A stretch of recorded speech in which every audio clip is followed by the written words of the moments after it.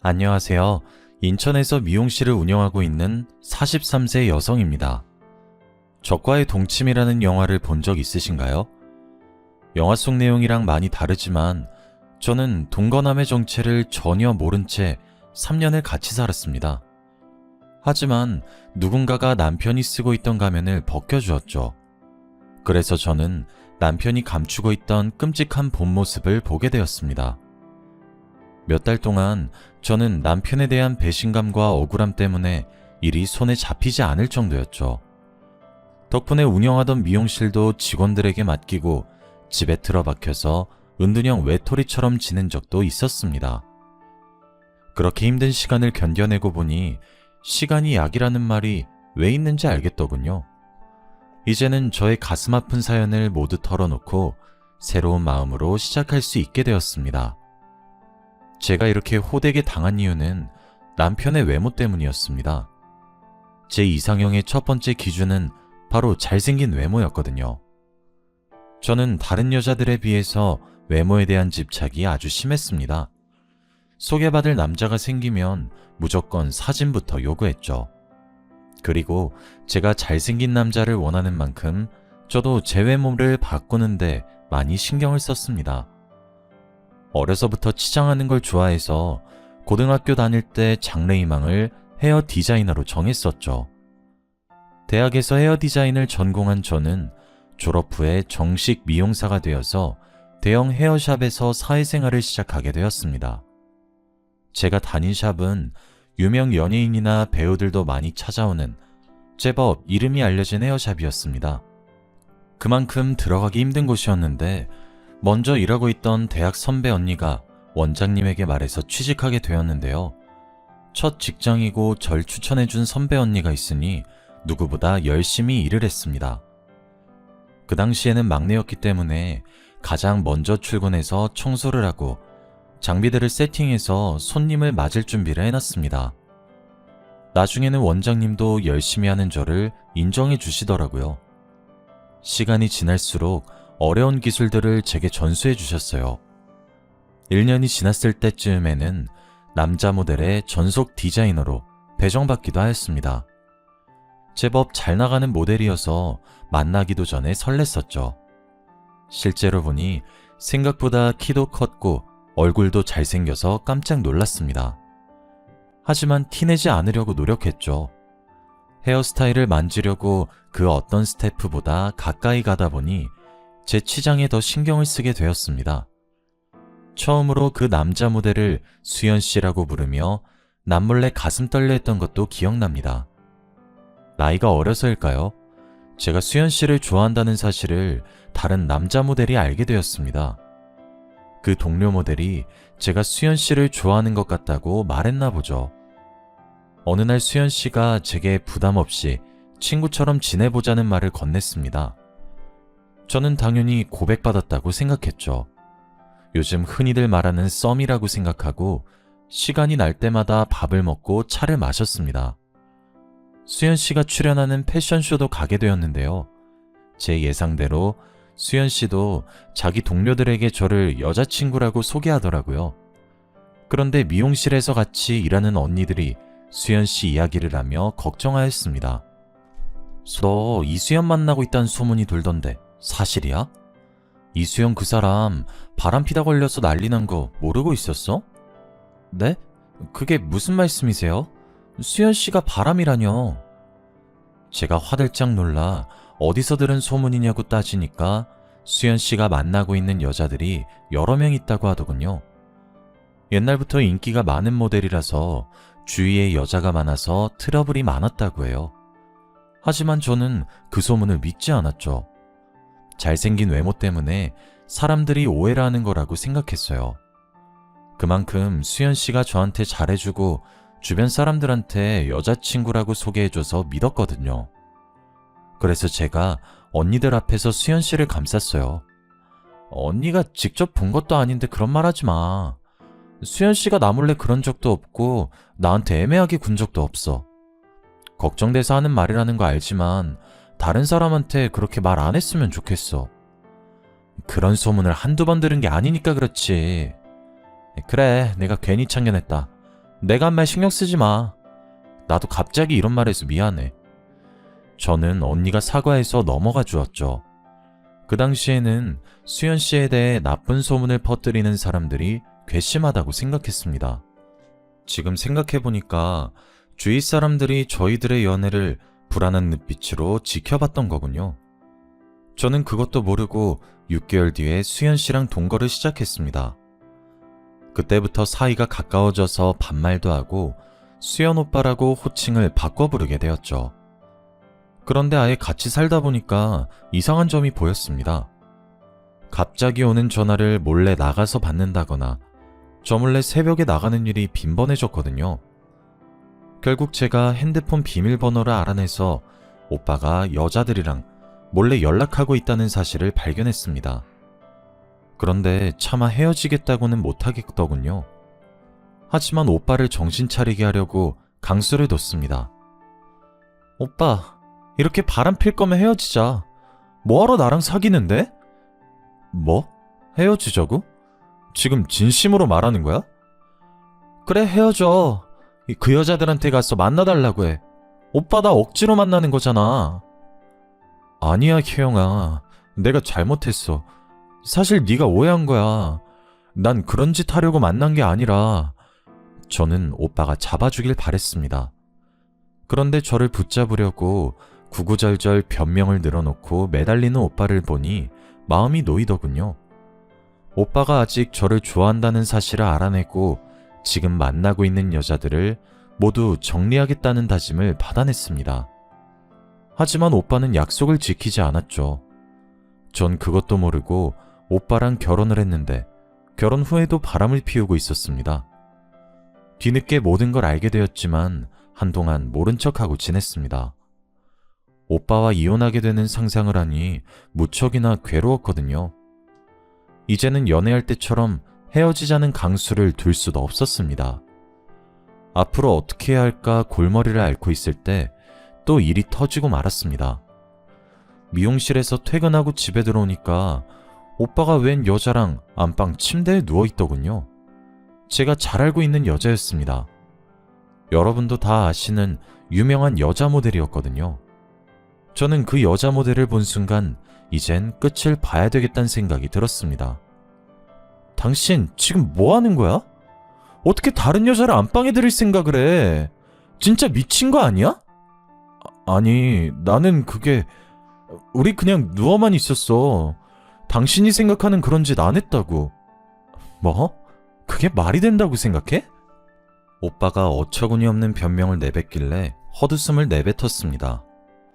제가 결국 못 참고 소리를 지르면서 물건을 집어던지니까 오빠가 이런 식으로 할 거면 당장 이혼하자고 오히려 큰 소리를 치더라고요. 그리고 집을 나가버렸죠. 남편을 놓칠 수 없었던 저는 남편에게 가정으로 돌아올 기회를 여러 번 주었습니다. 하지만 전 남편은 끝내 내연녀를 선택했고 저는 눈물을 머금고 전 남편과 이혼하게 되었습니다. 그렇게 저는 초혼에 실패하게 되었습니다. 혼자 살게 된 후로는 미용실을 운영하면서 여러 남자들을 만나게 되었습니다. 하지만 재혼할 정도로 좋은 남자가 나타나지를 않아서 재혼은 거의 포기해버렸죠. 그러다 7년 뒤에 미용실 단골 손님과 친해지게 되었습니다. 제가 규철씨, 규철씨 친근하게 부르면서 자주 오라고 먼저 다가가니까 친구처럼 지내게 되었죠. 규철씨는 저보다 5살 연하였습니다. 제가 남편에게 끌린 이유는 당연히 잘생긴 얼굴 때문이었는데요. 규철씨랑 사이가 급격하게 가까워지니까 이번에도 주위 사람들이 저를 말리기 시작했습니다. 제가 규철씨랑 재혼하고 싶다고 말했거든요. 저희 엄마도 미용실까지 찾아오며 지금 결혼하지 말고 조금 더 만나보라고 재혼을 뜯어말린 적도 있었죠. 지금 결혼은 안 된다. 사귄 지 얼마나 됐다고 그래? 1년, 아니 2년만 더 만나봐. 사람은 오래 봐야 알 수 있어. 엄마, 오래 봐도 모르는 게 사람이야. 이번엔 내가 다 봤다니까? 여자 관계도 깨끗한 사람이야.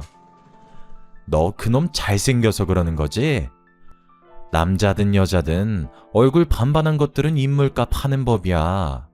이왕 재혼할 거면 조건 좋고 푸근하게 생긴 사람한테 가야지. 남편 얼굴 뜯어먹고 살 거 아니니까 다시 생각해봐. 푸근하게 생긴 사람은 바람 안 펴? 규철 씨가 잘생겨서 엄마가 오해하는 거야. 엄마보다 내가 더 잘하니까 걱정하지 말고 가만히 있어. 제가 이렇게 고집을 피우니까 엄마가 집에 가서도 매일 전화를 하며 걱정을 하시더라고요. 물론 저도 재혼하다가 또 이혼하게 될까봐 걱정됐지만 남편은 절대 이혼할 일이 없을 거라고 했습니다. 장모님도 참, 내가 무슨 바람을 핀다고 그래. 내가 그동안 만난 여자도 4명밖에 없어. 가볍게 만난 적 한 번도 없는데 왜 그렇게 말씀하시나 몰라? 그래, 자기 진지한 거 나도 알지. 자기 한번 연애하면 3, 4년씩 연애했다며. 나는 자기 믿어. 저는 남편의 연애사를 전부 알고 있었고 연애나 결혼에 대해 진지한 사람이란 걸 알고 있어서 재혼을 결심하게 되었습니다. 그런데 남편이 결혼하기 전에 조건을 들어달라고 하더군요. 동거부터 시작했으면 좋겠다는 겁니다. 그리고 후에 결혼하더라도 애는 2년 뒤에 가졌으면 좋겠다고 말하였습니다. 젊었을 때 동거를 해본 적이 있어서 동거부터 시작하자는 조건은 저도 받아들일 수 있었습니다. 남편에게 동거하고 싶어하는 이유를 물어보니 저랑 같더군요. 같이 살다 보면 서로에 대해 몰랐던 걸 알게 되고 아무리 맞춰봐도 안 맞는 경우가 있으니 같이 살고 싶다는 것이었습니다. 동거하고 싶어하는 이유가 납득이 돼서 오케이 했지만 두 번째 조건은 납득이 되지 않았어요. 그래, 결혼 전에 동거는 할 수 있어. 그런데 애는 2년 뒤에 가지고 싶은 거야? 여보, 내 나이를 생각해야지. 내일 모레면 40이야.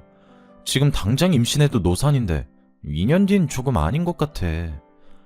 그건 나도 알아. 그런데 무턱대고 애부터 만드는 건 부담스러워. 내가 모아둔 돈이 많은 것도 아니고 마음의 준비도 안 됐는데. 게다가 당신이랑 신혼도 즐기고 싶단 말이야. 그러니까 2년 뒤에 이세 계획 세워보자. 다른 이유는 몰라도 저랑 신혼을 즐기고 싶다는 말을 하니 설레더군요. 남편은 저랑 다르게 초혼이니까 그런 거라고 생각했습니다. 하지만 2년은 너무 긴 기간이었습니다. 그러다 이세를 가지지 못하게 될까봐 남편을 계속해서 설득했어요. 하지만 남편이 저랑 보내는 신혼기간이 너무 즐거워서 이세가 생기면 질투가 날 것 같다고 하니 더 이상 임신 계획을 세우자는 말을 못하겠더라고요. 그만큼 저희 남편은 다정한 사람이었습니다. 틈만 나면 다른 여자들에게 눈 돌리는 전 남편과는 너무나도 달랐죠. 회사와 집만 오가는 남자라서 다른 여자랑 지내는 꼴을 못 봤습니다. 주말이 되면 하루 종일 저랑 시간을 보냈고 요리도 잘해서 주말에는 남편이 집안일은 물론이고 식사 준비까지 챙겨주었습니다. 이렇게 가정적인 남편 덕분에 저의 재혼은 누구보다 행복했는데요. 그런데 몇 달 뒤에 남편이 갑자기 회사를 그만뒀다고 하더라고요. 뭐? 갑자기 회사를 그만둬? 나한테 그만둔다는 말 없었잖아. 아무리 생각해봐도 지금 회사는 아닌 것 같아서. 복지도 너무 안 좋고 승진도 안 되는데 계속 다녀봐야 미래가 없을 것 같아서 그만뒀어. 그럼 좀 쉬다가 취직 준비하려고? 취직은 안 할 거야. 사업을 할까 하는데. 오래전부터 구상해둔 일이 있으니까 당신은 걱정하지 마. 뭐? 사업? 갑자기 무슨 바람이 불어서 사업을 하겠다는 거야? 제가 깜짝 놀라 어떤 사업을 할 거냐, 구체적인 사업 구상을 알려달라고 물어보았지만 정말 대책 없어 보였습니다. 그냥 하나씩 알아보고 있다며 영업을 위한 새 차를 사달라고 졸라댔습니다. 당연히 제가 안 된다고 하니까 아이처럼 떼를 쓰더군요. 당신도 사람들 많이 만나봐서 알고 있잖아. 요즘은 겉모습이 중요하다니까? 사업하려면 지금 차 가지고 안 돼. 아우디를 타고 다녀야 사람들이 나랑 말이라도 섞어주지. 나한테 투자한다 생각하고 차 한 대만 뽑아줘. 저는 안 사주려고 했는데 남편의 허름한 차를 보니 마음이 불편해지더라고요. 자기가 이런 차를 끌고 다녀서 무시를 당했다는 말을 듣고 차를 사줄 수밖에 없었습니다. 제가 없는 돈을 억지로 끌어써서 무리한 것도 아니었으니까요. 남편에게 비싼 차 하나 사줄 수 있는 여유는 있었습니다. 사업을 시작했다는 남편이 제가 사준 벤을 끌고 다니더니 어떤 사업을 하는지는 전혀 말해주지 않았습니다. 그 뒤로 집에도 잘 들어오지 않았죠. 그래서 남편이 돌아올 때까지 기다리고 있다가 현관문 앞에서부터 남편을 졸졸 따라다니며 물었습니다. 여보, 왜 이제 들어와? 사업은 어떻게 돼가고 있는 거야? 그리고 어떤 사업하고 있는지 말 안 해줄 거야? 아, 피곤하게 왜 이래. 일하다가 들어온 사람한테 너무한 거 아니야? 사업은 내가 알아서 할 테니까 신경 쓰지 마. 어떻게 신경을 안 써? 당신이 맨날 늦게 들어오는데. 제가 정색을 하면서 화를 내니까 그제서야 남편이 저를 달래더군요. 사업은 잘 되고 있으니 걱정하지 말라고 했지만 물러설 수 없었습니다. 끝까지 포기하지 않고 화를 내니 남편도 목소리가 커지기 시작했습니다. 아, 진짜. 나한테 도대체 왜 이러는데? 내가 몇 번이나 말했잖아. 내 일은 내가 알아서 한다고. 내가 당신한테 미용실 손님 몇 명이나 왔는지, 오늘은 얼마나 벌었는지 물은 적 있어? 근데 왜 나한테 묻는 건데? 내가 그렇게 못 믿어? 남편이 이렇게 물으니까 순간 미안해지더군요. 그래서 제가 그 뒤로 아무 말도 안 하니까 남편이 집에 들어오는 날이 줄어들었습니다. 거의 주말 부부 같은 생활을 하게 되었죠. 남편이 그러니까 날이 갈수록 초조해지더라고요. 재혼한 지 1년이 넘어가는데 남편이 관계를 가질 때마다 항상 피임을 했습니다. 제가 애를 가지자고 보챌 때마다 남편은 자기가 하는 사업이 자리를 잡을 때까지 조금만 더 기다려달라는 말만 하였습니다. 지금 같았으면 남편을 쫓아다니면서 바람피나 감시라도 했을 텐데 건물주가 월세 보증금을 올려달라는 요구를 하는 바람에 정신이 하나도 없었습니다. 저와 건물주 할머니는 예전부터 사이가 좋지 않았습니다. 성격이 괴팍하고 임차인들에게 함부로 말을 해서 그 할머니를 좋아하는 임차인은 한 명도 없었거든요. 들리는 말에 의하면 할머니가 자식들하고 의절까지 했을 정도로 지독하게 돈을 밝힌다고 하더라고요. 제가 새 들어있는 건물이 할머니 남편이 소유하고 있는 건물이었는데 남편이 죽은 다음 할머니와 자식들 사이에서 다툼이 벌어졌다고 합니다. 보통은 공동명의라든가 건물을 처분해서 돈을 공평하게 나눠 가질 법도 한데 한치의 양보도 없이 건물을 독차지하려고 험한 말까지 하더군요. 건물주 할머니가 자식들이랑 소문이 날 정도로 싸웠고 결국은 서로를 고발했다고 하는데요. 그 결과 할머니가 건물을 차지하게 되었고 자식들과의 인연은 완전히 끊어져 버렸다고 해요. 저도 그 소문을 전해 듣고 할머니를 정말 안 좋게 보고 있었죠. 그런데 갑자기 다짜고짜 찾아와서는 저보고 보증금을 더 달라고 하는 것이었습니다. 미용실, 넌 요새 장사가 잘 된다며? 200만 원 더 줘야겠더라. 네? 할머니, 갑자기 무슨 말씀이세요? 저 요즘 장사 안 돼요. 누가 장사 잘 된다고 했는데요? 그리고 장사 잘 된다고 보증금 올리는 사람이 어디 있어요? 어디 있긴 여기 있지. 요즘 유명한 맛집들도 월세 다 올린다는 소리 못 들었어? 그럼 장사 잘 안 되면 보증금 깎아주시나요? 월세라도 덜 받으실 거예요? 다른 사람이 이런 소리를 했다면 좋게 넘어갔을 테지만 제가 그동안 쌓인 게 있어서 말투가 험악해지고 있었습니다. 할머니가 임차인들을 늘 무시하며 가게 이름으로 불렀거든요. 저는 미용실이라고 불렀고 야채 가게 하는 사람을 야채라고 불렀습니다. 제 가게에 수시로 찾아와서 잔소리하는 건 기본이었습니다. 손님이 있는데도 물을 많이 쓴다느니, 밤에 전기를 켜놓고 간다느니 별 영양가 없는 잔소리로 수치심을 주었죠.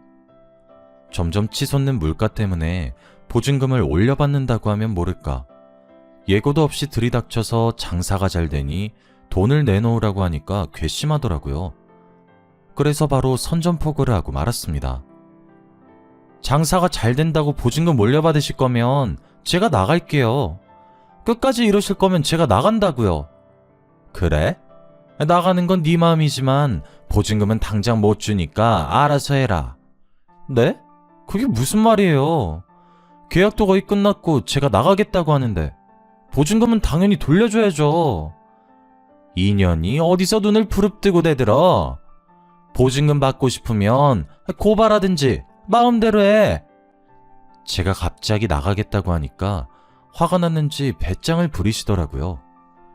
고작 몇백만 원 더 받으려다가 세입자가 나가게 됐으니 짜증이 많이 나셨나 봅니다. 저한테 욕을 하면서 난리를 피우시길래 저도 할머니를 내쫓으면서 소리쳤죠. 알겠어요. 고발할 테니까 나가시라고요. 저도 많이 참았는데 끝까지 이런 식으로 나오면 저도 고발할 수밖에 없죠. 그래, 해라. 누가 겁낼 줄 알아? 어린 년이 겁도 없이 감히 누구한테 대들어? 결국 제 손에 내쫓긴 할머니께서 욕을 하시면서 가버리셨습니다. 저는 모아둔 돈도 있으니 적당한 상가가 있는지 둘러보려고 했습니다. 더 이상 할머니를 마주치고 싶지 않다는 생각에 바로 미용실을 옮기려고 했습니다. 단골들에게 미용실을 옮긴다는 말도 해두며 상가 자리를 알아보다가 새로 지은 아파트 단지를 만나게 되었습니다. 아파트 안에 들어선 상가가 미용실하기에 딱 좋아 보이더라고요. 며칠 뒤에 저는 부동산을 찾아가서 상가 건물주를 만나게 되었죠. 건물주분께서 정말 친절하고 성격 좋아 보였습니다. 그전 건물주였던 악질 할머니와는 차원이 다르더라고요.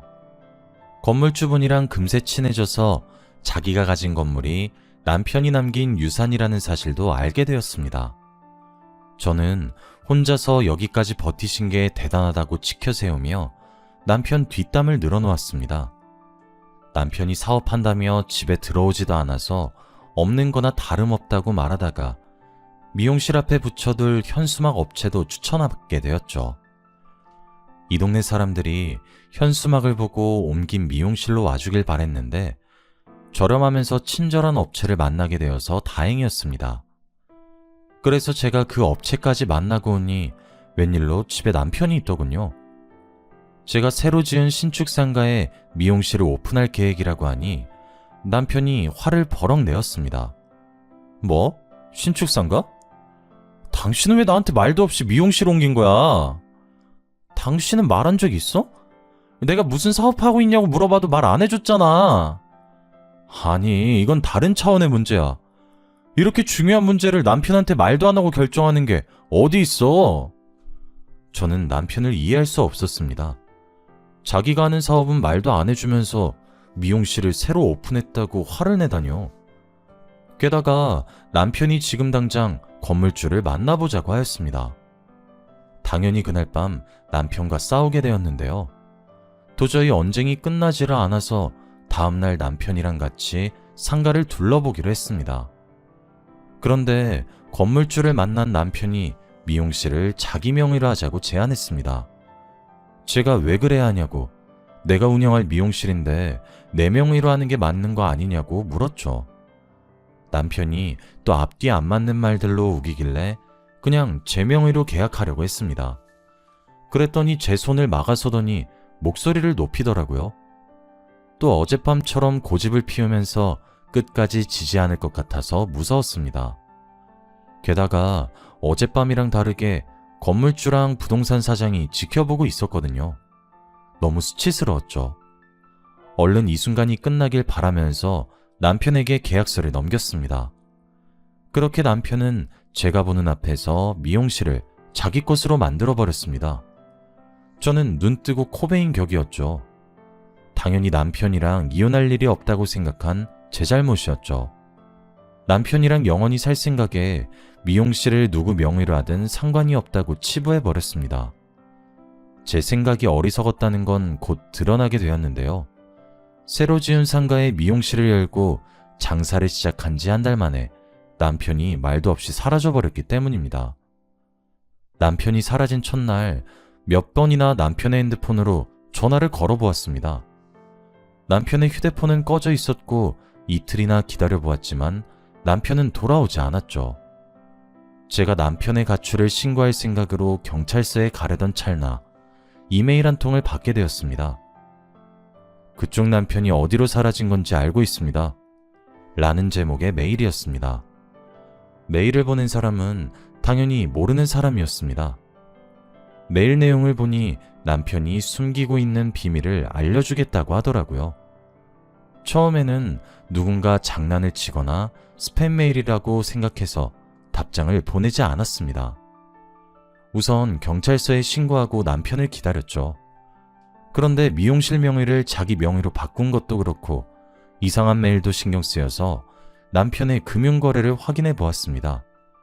그렇게 저는 남편이 미용실을 담보로 대출을 받았다는 사실을 알게 되었습니다. 제 돈을 가지고 도망을 갔던 거죠. 그래서 저는 곧바로 경찰서로 달려가 신고를 했습니다. 하지만 수상한 일은 여기서 그치지 않았어요. 다음 날에 그 수상한 메일을 또다시 받게 되었거든요. 그 메일에는 제가 하루를 어떻게 보내는지 자세하게 적혀 있었습니다. 메일을 보낸 사람은 분명히 저를 가까이에서 지켜보고 있는 것 같았습니다. 스토킹을 당하고 있는 것 같아서 마음이 불안해지기 시작했죠. 그날 바로 경찰서에 신고해두긴 했지만 그날부터 제 주위에 있는 사람들이 전부 다 수상해 보이더군요. 모든 사람들이 제 행동을 감시하고 있는 것 같아서 괴로웠습니다. 다른 사람들이랑 대화하는 게 힘들어져서 집에만 있으니 수상한 메일이 또 도착했습니다. 남편이 어떤 인간인지 알고 싶으면 연락처를 남기라는 메일을 본 순간 망설일 수 없었습니다. 이렇게 아무것도 모른 채 괴로워하는 것보다 진실을 알아차린 후에 괴로워하는 게 더 나은 것 같아서 연락처를 남겼죠. 며칠 후에 낯선 번호로 전화가 걸려왔습니다. 웬 여자가 메일을 보낸 사람이라며 지금 당장 만나자고 하더군요.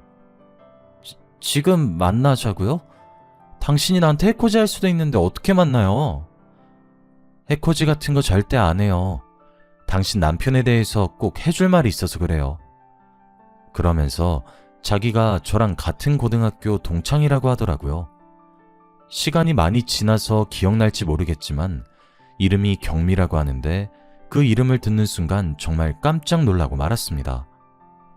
진짜 경미일까 하는 생각으로 만나기로 한 커피숍으로 가보니 그곳엔 정말로 경미가 앉아있더군요. 순간 심장이 멎어버리는 줄 알았습니다. 정말 오랜만이다. 이렇게 다시 만나게 되리라고는 생각도 못했는데 세상엔 참 희한한 일이 많은 것 같아. 희한한 일이라니? 너 설마 내 남편이랑 만났던 사이는 아니지? 왜? 그래 보여? 경미의 표정을 보니 제가 전곡을 찌른 모양이었습니다. 경미가 남편이 그동안 숨기고 있었던 충격적인 과거를 이야기해 주었습니다. 그리고 저 몰래 꾸미고 있었던 음모를 말해 주었죠. 그걸 들은 저는 머릿속이 새하얘져서 아무 말도 할 수 없었습니다.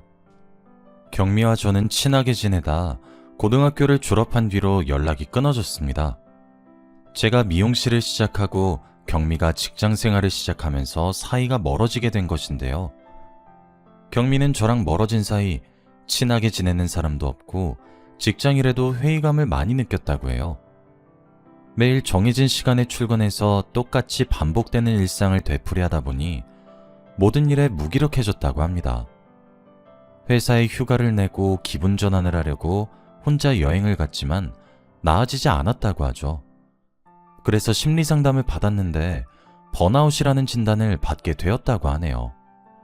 이대로 그냥 두면 공황장애로까지 이어질 수 있다는 말을 듣고 경미가 직장을 그만두게 되었다고 합니다.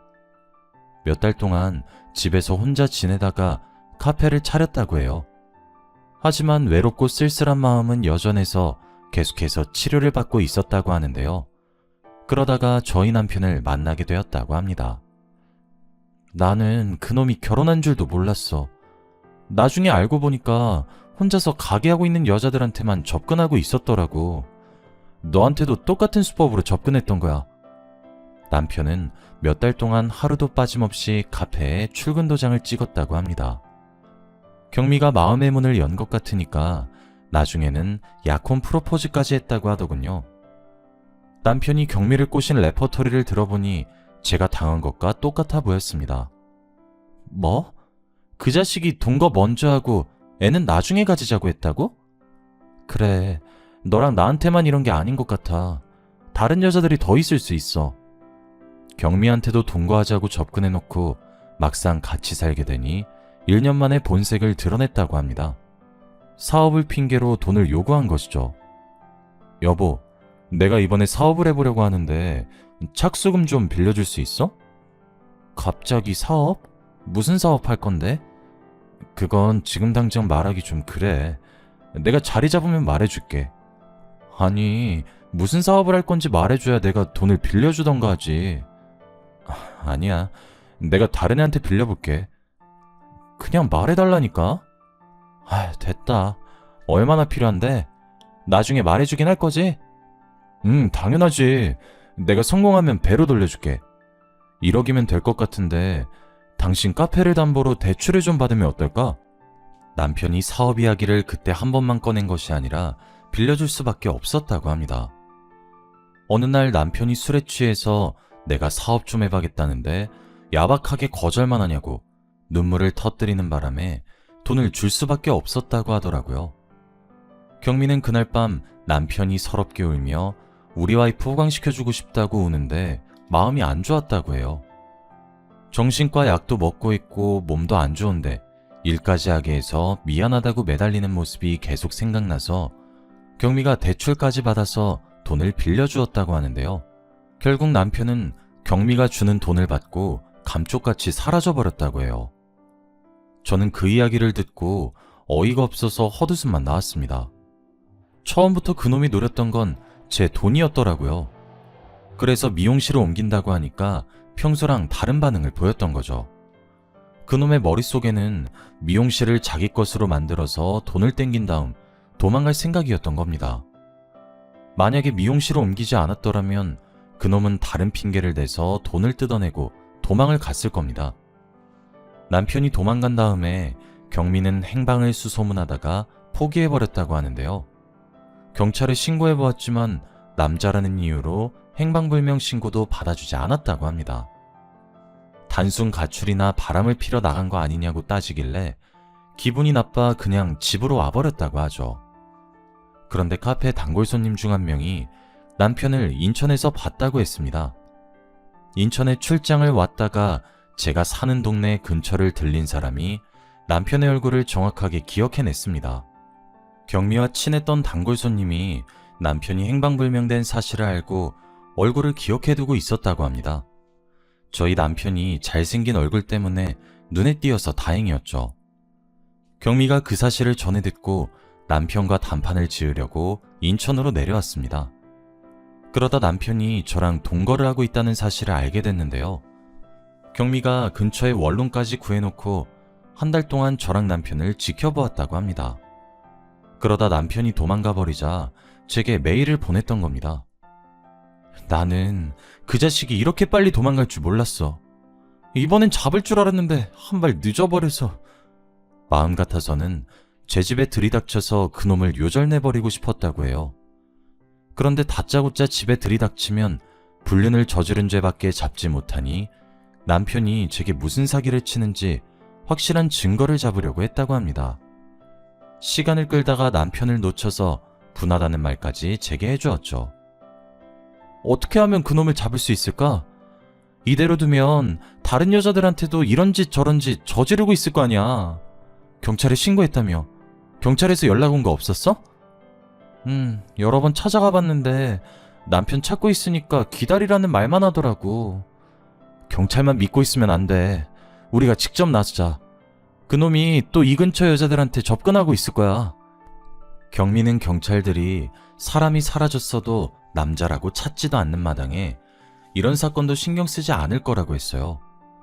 워낙 강력범죄가 많은 상황이라 마누라 돈을 가지고 잠적해버린 일은 사건 축에도 끼지 못할 거라고 하네요. 믿었던 남편에게 보기 좋게 뒤통수를 맞고 배신을 당했다는 사실에 그놈을 찾아내서 요절을 내줘야겠다고 생각했습니다. 경미도 저와 같은 생각인지 머리를 맞대고 의논하자고 했죠. 그러다 사람을 찾아주는 전문가에게 의뢰하기로 결정했습니다. 비용은 경미와 제가 반반씩 부담하기로 했는데요. 역시 이런 일은 경찰보다 흥신소 직원들이 전문가였습니다. 일주일 만에 남편이 어디에서 뭐라고 사는지 주소와 사진들을 보내주더군요. 남편이 경기도에서 다른 내연녀와 애까지 낳아서 잘 살고 있다는 사실에 분노가 치솟았습니다. 남편이 사업을 하고 있다는 말들은 전부 거짓말이었습니다. 저와 동거를 하면서 출장을 핑계로 내연녀와 지냈던 거죠. 내연녀와 장을 보러 가는지 애를 안은 채 활짝 웃고 있는 모습을 보니 심장이 쿵쾅쿵쾅 뛰기 시작했습니다. 그런데 남편의 내연녀 얼굴이 왠지 모르게 익숙해 보이더군요. 분명히 어디선가 봤는데 어디서 봤는지 기억이 나지 않았습니다. 경미는 분에 이기지 못하고 소리를 지르면서 이것들을 가만두지 않겠다고 길길이 날뛰고 있었죠. 저는 남편 예언녀가 누군지 생각이 날 것 같아서 사진만 뚫어져라 쳐다보고 있었습니다. 그랬더니 경미가 제 팔을 잡고 일으켜 세우더군요. 우리한테서 뜯어낸 돈으로 애 키우고 있었던 거야? 이런 미친 자식. 혜영아, 당장 이것들 깜빵에 넣어주자. 뭐해? 지금 당장 일어나서 잡으러 가야지. 그때 갑자기 그녀가 누군지 떠올라 고개를 번쩍 들어 올렸습니다. 이 사람 그 사람 아니야? 김땡땡, 너도 알잖아. 우리나라에서 제일 유명한 모델. 내연녀의 정체는 바로 우리나라에서 유명한 모델인 김땡땡이었습니다. 제가 잡지 촬영차 출장을 갔을 때 만난 적 있는 모델이기도 했죠. 경미는 제 말을 듣자 깜짝 놀라서 흥신소에서 알려준 주소로 가보자고 했습니다. 가는 길에 경찰에 신고해놓고 저희 둘이서 경기도 땡땡에 있는 빌라 앞에서 대기하고 있었는데요. 그 여자랑 남편이 한참 뒤에 애를 안고 나타나더군요. 아무것도 모르는 남편이 그저 좋아서 해벌쭉 웃고 있었습니다. 그 모습을 보자마자 저보다 먼저 경미가 달려가서 그놈의 멱살을 잡아챘습니다. 야, 이 자식아, 마누라 등쳐먹고 도망가면 잘 살 줄 알았어? 이 쳐죽여도 시원치 않은 놈이? 경미가 손톱으로 남편의 얼굴을 긁어놓으니까 깜짝 놀란 남편이 경미를 뿌리치고 달아나려고 했습니다. 하지만 제가 달려가서 그놈을 잡아놓았죠. 저희들이 실랑이를 벌이는 사이에 경찰이 출동했습니다. 경찰이 남편을 체포하는 사이에 저는 남편 내연녀에게 다가가 물었죠. 너 진짜 양심 없다. 세상 사람들이 네가 다 누군지 알고 있어. 그런데 감히 바람을 펴? 저는 내연녀가 죄송하다고 무릎이라도 꿇을 줄 알았습니다. 뭐가 그렇게 당당한지 내연녀가 코웃음을 치면서 저를 흘겨보더군요. 그래서 뭐 어쩌라고? 내가 유명하니까 날 상간녀로 몰아서 돈이라도 뜯어내려고? 난 정식으로 혼인신고한 사이야. 상간녀는 오히려 너희들이지. 그래, 네 마음대로 해봐. 나를 상간녀로 고소해보라고. 근데 10년 전에 내 남편이랑 뒹굴다가 걸린 년이 할 소린 아닌 것 같은데? 뭐? 너 설마? 이제야 기억난 거야? 나 증거도 있어. 네 남편이 나한테 미안하다고 매달린 문자 있다고. 문자? 그거 조작한 건지 어떻게 알아? 너 같은 년 말을 어떻게 믿냐고. 내연녀가 끝까지 재수없는 말들을 내뱉길래 더 이상 참을 수 없었습니다. 저도 모르게 내연녀의 머리채를 잡아 뜯었는데요. 한 번도 아니고 2번이나 인연 때문에 이런 일이 생겼다고 생각하니 분해서 견딜 수가 없었습니다. 경찰이 있어서 다행이었죠. 경찰이 말리지 않았으면 그년 머리털을 죄다 잡아 뜯었을 겁니다. 그년이 끝까지 자기는 잘못 없다며 저를 체포하라고 소리치는데 속이 부글부글 끓더군요. 이거 놔! 저 년을 체포해야지. 내가 왜 경찰서 가야 하는데? 그 자식한테 여자가 한둘이었어? 왜 내 책임이야? 내연녀가 난리를 피우면서 소리를 질러대다가 경찰에 연행되었습니다. 경찰 조사 결과 둘은 공범이었다고 해요. 큰 돈을 벌 방법이 없으니 혼자 사는 여자들을 꼬셔보라고 재촉했다고 합니다. 애를 가지지 않으면 나중에 자기들의 정체가 발각되어도 문제없을 거라고 생각했나 봅니다. 본처가 피해자라고 나서서 피해를 입은 동거녀를 상간녀로 몰아세우려고 했던 거죠. 실제로 다른 여성들은 남편에게 사기를 당하고도 상간녀로 몰리는 게 무서워서 꼼짝없이 당하고 말았다고 해요. 하지만 이번에는 그렇게 빠져나갈 수 없었습니다. 내연녀는 저희들을 상간녀라고 소송했지만 경찰이 남편과 내연녀가 벌인 사기에 대한 증거를 확보해버리고 말았습니다. 검찰은 그 인간들을 구속해버렸는데 내연녀는 포기하지 않고 변호사를 선임하더군요. 저희들을 상대로 위자료 청구 소송을 하는 어이없는 짓을 저지르고 말았습니다. 결국 재판 과정에서 그년이 제 가정을 2번이나 파탄낸 것이 드러났고 제가 아니라 내연녀가 위자료를 지급해야 한다는 판결이 나왔습니다. 재판 결과에 따라 경미와 저는 그들이 살고 있던 빌라와 현금을 포함해서 모든 재산을 받아냈습니다. 그래서 전 남편이랑 내연녀는 정말 10원짜리 하나도 없는 알거지가 되어버렸죠. 어차피 그 인간들은 돈 같은 건 필요도 없을 겁니다. 교도소에 가면 국민들의 세금으로 먹여주고 재워주고 있으니까요. 경미가 없었으면 이렇게까지 복수하지 못했을 겁니다. 경미의 도움으로 파렴치한 남편과 뻔뻔스러운 내연녀에게 세상이 무법천지가 아니라는 사실을 확실하게 보여주었는데요. 용서는 용서받을 자격이 있는 사람에게만 해야 한다는 사실을 여러분들도 꼭 기억하시길 바랍니다. 여기까지 사연 들어주셔서 감사합니다.